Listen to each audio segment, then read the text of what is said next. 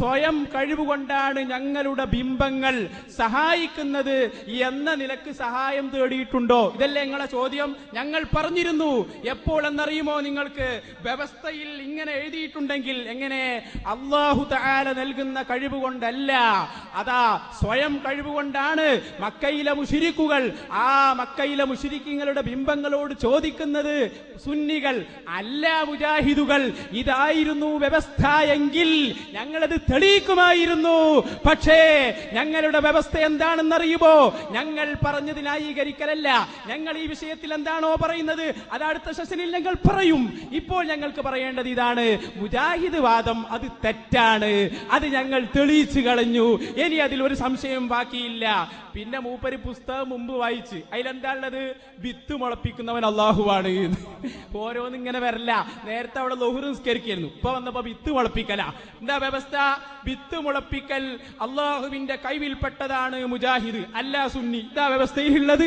എന്നാ പിന്നെ നിങ്ങൾക്ക് അത് വായിക്കാമായിരുന്നു. ഓ മൗലവി, അതിലെന്താ തർക്കമുള്ളത്? വിത്ത് മുളപ്പിക്കുന്നവൻ അള്ളാഹുവാണ്, നിങ്ങളെ ഉത്തരം മുട്ടിപ്പിക്കുന്നതും അള്ളാഹുവാണ്, ഒക്കെയും അള്ളാഹുവാണ് കേട്ടോ. അതിലൊരു സംശയവുമില്ല. വ്യക്തമാണ് കാര്യം. പക്ഷേ അതൊന്നും അല്ല വ്യവസ്ഥ. വ്യവസ്ഥയിലുള്ളത് എന്താണ്? ഞാൻ ആവർത്തിച്ചു പറയുന്നു പ്രിയപ്പെട്ട സഹോദരന്മാരെ, വ്യക്തമായി തന്നെ നമ്മുടെ വ്യവസ്ഥയിൽ നമ്മൾ പറഞ്ഞു. എന്താണ് പറഞ്ഞത്? അല്ലാഹു സുബ്ഹാനഹു വ തആല അല്ലാഹു അല്ലാത്തവരോട് ചെയ്യൽ ശിർക്കാണെന്ന് ഖുർആൻ പഠിപ്പിച്ച ദുആഇന്റെ നിർവചനം എന്താണെന്ന വിഷയത്തിൽ മുജാഹിദ് പ്രസ്ഥാനത്തിന് അബദ്ധം സംഭവിച്ചു. ഇതിലിപ്പോടെ മക്കാ മുശ്രിക്ക്, ഇതിലൂടെ മക്കളെ മക്കാ മുശ്രിക്ക്. എന്താണ് നിങ്ങൾ ഈ പറയുന്നത്? മക്കാ മുശ്രിക്കിന്റെ വിശ്വാസമാണോ ഇവിടെ ചർച്ച? നിങ്ങൾ എന്തെങ്കിലും ചോദിക്കുന്നത് ഞങ്ങൾ മറുപടി പറയണോ? ആനക്കെത്ര വാലുണ്ട്? ഞാൻ കോട്ടക്കെന്ന് പഠിപ്പിച്ചതല്ലേ അത്.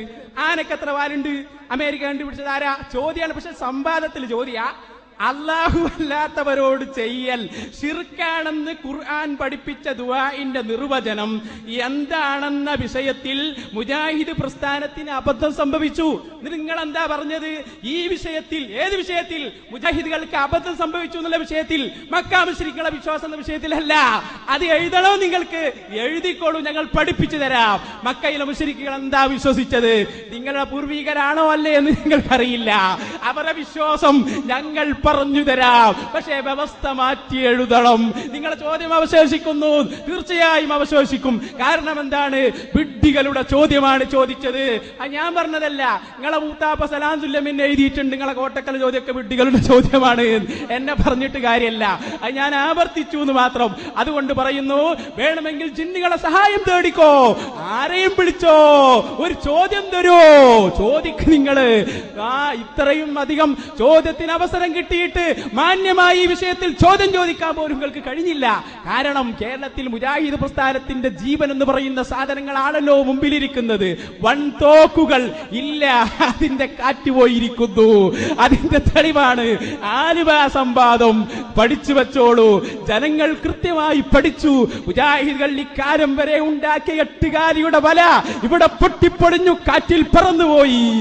എന്താ കാരണോ?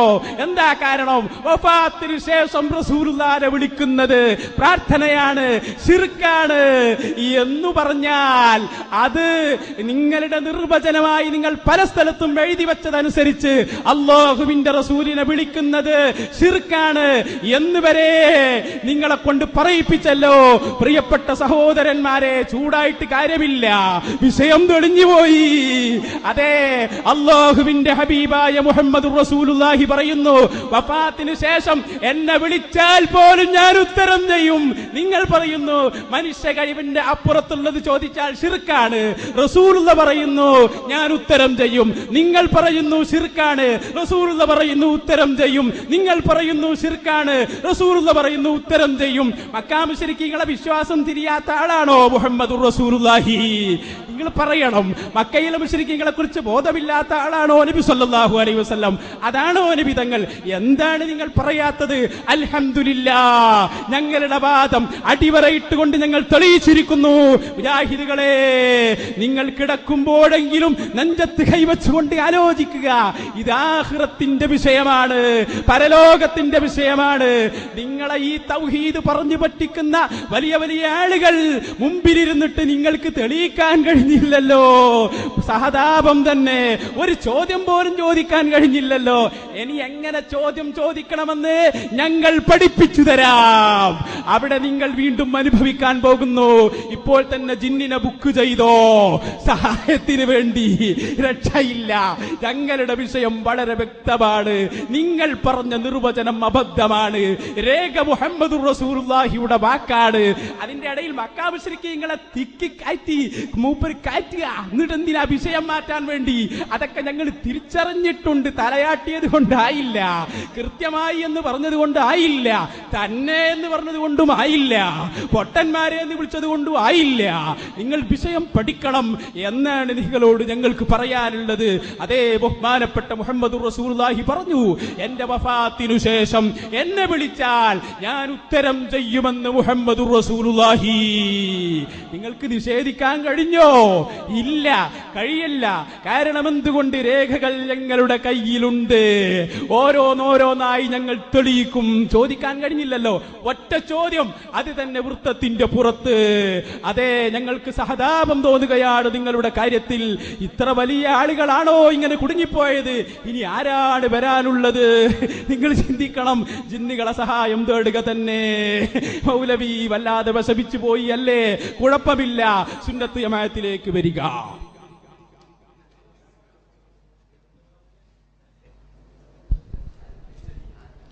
ചോദ്യോത്തരത്തിൻ്റെ ഒന്നാം സെഷൻ മുജാഹിദ് പക്ഷം സുന്നികളോട് ചോദ്യം ചോദിക്കുകയായിരുന്നു.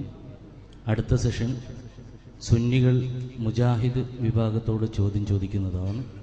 അതിനിടയിൽ 5 മിനിറ്റ് റെസ്റ്റാണ്. അതുപോലെ സദസ്സിൻ്റെ മാന്യതയ്ക്ക് യോജിക്കാത്ത അപശബ്ദങ്ങളൊന്നും ഉയർത്തരുത് എന്ന് മാത്രമല്ല, ഓരോ വിഭാഗത്തിനും അവരവരുടെ വളണ്ടിയേഴ്സ് തന്നെ ഉണ്ട്. അവർ പരസ്പരം നിയന്ത്രിക്കുക. അപ്പുറവും ഇപ്പുറവും മാറി വരുന്നത് പരസ്പരം കുഴപ്പങ്ങളുണ്ടാക്കാൻ സാധ്യതയുണ്ട്. അതുപോലെ സ്റ്റേജിൽ നിന്ന് പണ്ഡിതന്മാർ വളരെ നന്നായി തന്നെ വിഷയങ്ങൾ കൈകാര്യം ചെയ്യുന്നുണ്ട്.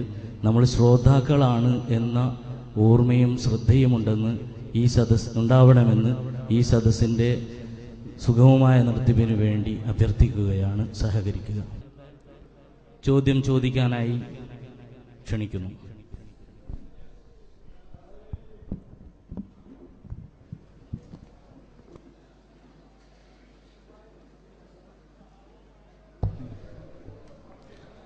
അസ്സലാമു അലൈക്കും. നമ്മുടെ സംവാദത്തിൽ